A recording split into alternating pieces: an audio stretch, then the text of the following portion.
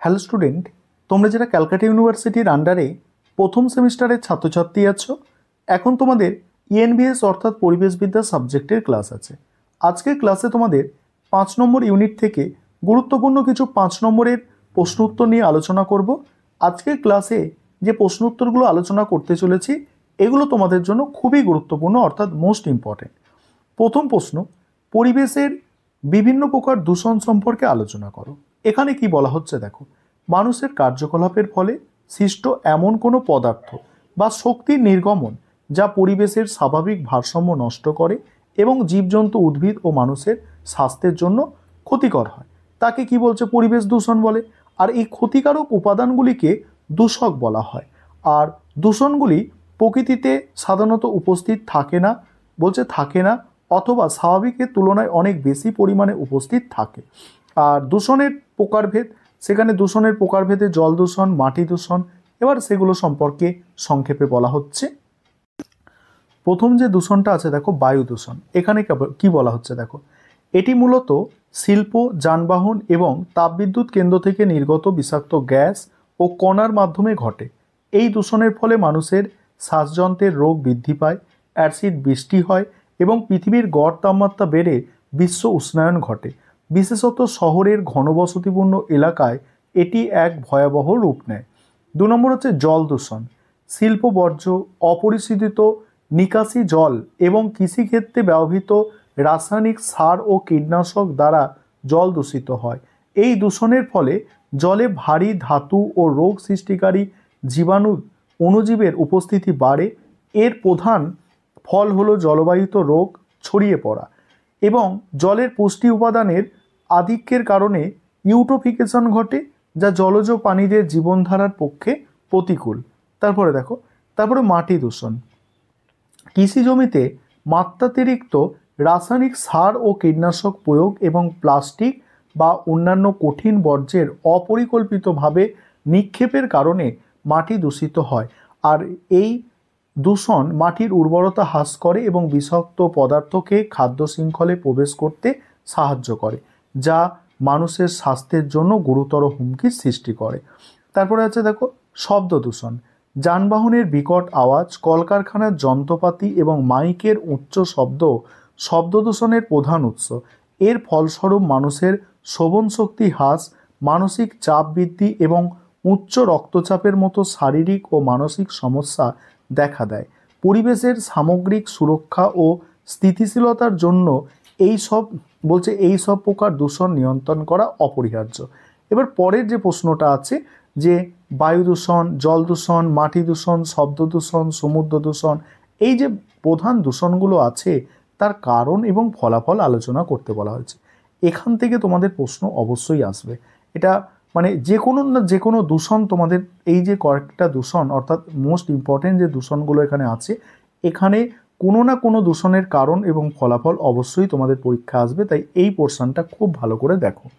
তার আগে একটা বিষয় তোমাদের বলবো, তোমাদের জন্য অনলাইন কোচিং ক্লাস চলছে। তোমরা চাইলে পেড ব্যাচে অ্যাডমিশন নিতে পারো, বা তোমরা যারা চাইছো যে আমরা স্টাডি মেটেরিয়াল পারচেস করে পড়াশোনা করব, সেক্ষেত্রে নিচের নাম্বারে যোগাযোগ করে তোমরা পেড ব্যাচে অ্যাডমিশন নেওয়ার সঙ্গে সঙ্গে স্টাডি মেটেরিয়ালও পারচেস করে নিতে পারো। প্রথমে আসি বায়ু দূষণ সম্পর্কে। বায়ু দূষণের সংজ্ঞায় কি বলা হয়েছে, সংক্ষেপে সংজ্ঞা দেওয়া হয়েছে। বায়ু দূষণ দেখো, বায়ুমণ্ডলের ধূলিকণা, বিষাক্ত গ্যাস এবং অন্যান্য ক্ষতিকারক পদার্থের ঘনত্ব বৃদ্ধি পেলে তাকে বায়ু দূষণ বলে, যা মানুষ, প্রাণী এবং উদ্ভিদের জীবনধারার পক্ষে ক্ষতিকর। তারপরে দূষণের কারণ। প্রথমত বলা হচ্ছে জীবাশ্ম জ্বালানির কারণগুলো দেখো। জীবাশ্ম জ্বালানির দহন হলো প্রধান কারণ। তাপবিদ্যুৎ কেন্দ্রে কয়লা, যানবাহনের পেট্রোলিয়াম দহনের ফলে কার্বন মনোক্সাইড, সালফার ডাইঅক্সাইড এবং নাইট্রোজেন অক্সাইড নির্গত হয়। দ্বিতীয়ত, শিল্প কারখানা থেকে নির্গত বিভিন্ন বিষাক্ত গ্যাস, ধোঁয়া এবং ভারী ধাতু কণা বায়ুকে দূষিত করে। তৃতীয়ত বলা হচ্ছে দেখো, গ্রাম অঞ্চলে বা নিম্ন আয়ের পরিবারের রান্নার জন্য জৈব জ্বালানি যেমন কাঠ, ঘুঁটে ব্যবহার এবং অসম্পূর্ণ দহনের ফলে গৃহস্থলীর অভ্যন্তরে মারাত্মক বায়ু দূষণ ঘটে। চতুর্থ, নির্মাণ কাজ এবং রাস্তার ক্ষয় থেকে সৃষ্টি ধূলিকণা বায়ুর মান কমিয়ে দেয়। তারপরে 5 হচ্ছে কৃষিকাজ থেকে নির্গত অ্যামোনিয়া গ্যাস এবং বড় আকারের দাবানল বায়ু দূষণের অন্যতম উৎস। এবার ফলাফল, এই দূষণের ফলে কি হয় দেখো, বায়ু দূষণ মানুষের শ্বাসযন্ত্রের রোগ যেমন অ্যাজমা, বঙ্কাইটিস এবং ফুসফুসে ক্যান্সারের ঝুঁকি মারাত্মকভাবে বাড়িয়ে দেয়। দ্বিতীয়ত, সালফার ডাইঅক্সাইড এবং নাইট্রোজেন ডাইঅক্সাইড বায়ুমণ্ডলে জলীয় বাষ্পের সাথে মিশে অ্যাসিড বৃষ্টি ঘটায়, যা গাছপালা, ভবন এবং স্মৃতিস্তম্ভের ক্ষতি করে। তৃতীয়ত, বায়ুতে কার্বন ডাইঅক্সাইড এবং অন্যান্য গ্রিনহাউস গ্যাসের ঘনত্ব বৃদ্ধির ফলে বিশ্ব উষ্ণায়ন এবং জলবায়ুর আমূল পরিবর্তন ঘটছে।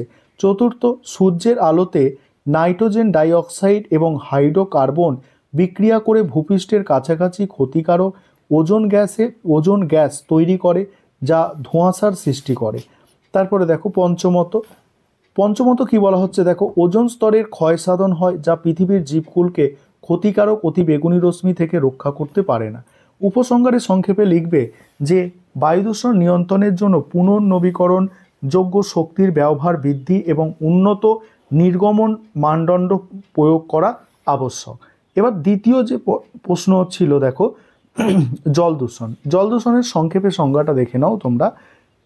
দেখো, প্রাকৃতিক জলাশয়গুলিতে অবাঞ্ছিত পদার্থ মিশে যখন জলের গুণমান এতটাই কমে যায় তা ব্যবহার ও জীবজন্তুর বসবাসের অযোগ্য হয়ে ওঠে, তাকে জল দূষণ বলে।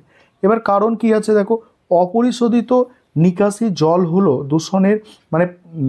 হলো প্রধান দূষক। শহর ও গ্রামীণ এলাকায় নর্দমার জল সরাসরি নদী বা হ্রদে ফেলা হয়, যা